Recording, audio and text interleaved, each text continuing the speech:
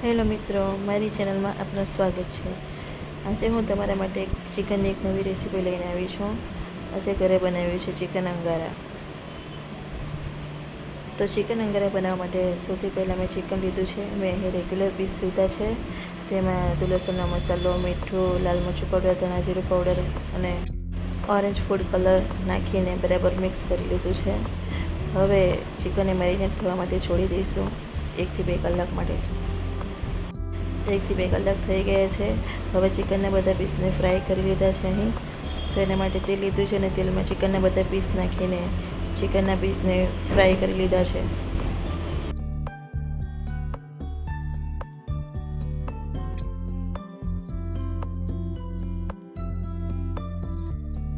Chicken fry થઈ ગયું છે, એને સાઈડ પર કાઢી લઈશું અને એ જ તેલમાં કાંદો સાતળીશું। તો અહીં મેં ઝીણો સમારેલો કાંદો લીધો છે। કાંદાને બરાબર ચડવી દઈશું। અહીં થોડું તેલ ઉમેર્યું છે। હવે એમાં આદુ લસણની પેસ્ટ નાખી છે।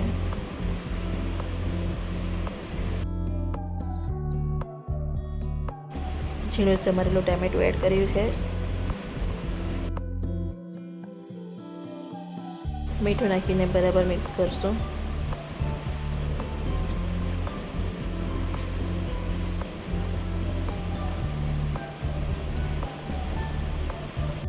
સૂકા મસાલામાં હલ્દી પાવડર, લાલ મરચું પાવડર, ધાણા જીરું પાવડર ઉમેર્યું છે। મસાલાને બરાબર મિક્સ કરી લઈશું। મસાલો ચોંટી ન જાય એના માટે પાણી એડ કર્યું છે।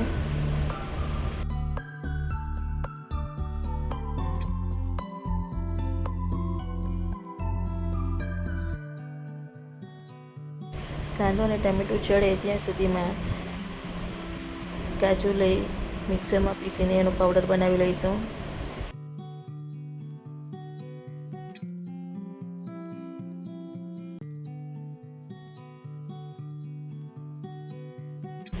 કાંદા ટામેટાની સ્મૂથ પેસ્ટ બની જાય એટલે એમાં ચિકનના પીસ, કાજુનો પાવડર, કસૂરી મેથી અને થોડો ચાટ મસાલો ઉમેરી બરાબર મિક્સ કરી લેવાનું છે।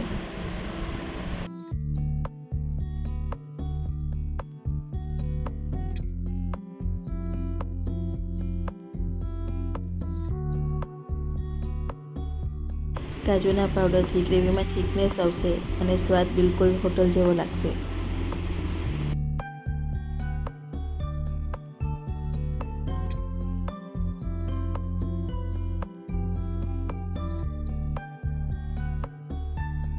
હવે એમાં ગ્રેવી માટે પાણી ઉમેરવાનું છે। પાણી તમે તમારા માપ હિસાબે નાખી શકો છો।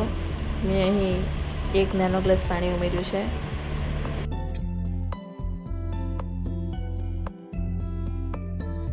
પાણી ઉમેરી ચિકનને ઢાંકીને 10 મિનિટ માટે થવા દઈશું।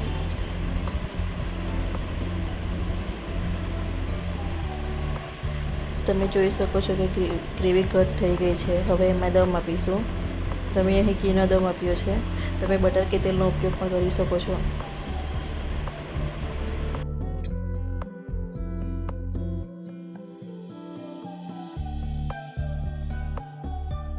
તો અહીં ચિકન અંગારા રેડી થઈ ગયું છે।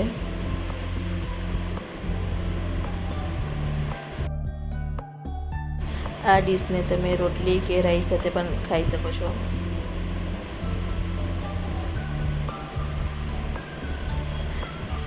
જો તમને મારો વિડીયો પસંદ આવ્યો હોય તો ચેનલને લાઈક, શેર અને સબસ્ક્રાઈબ જરૂરથી કરજો। Thank you.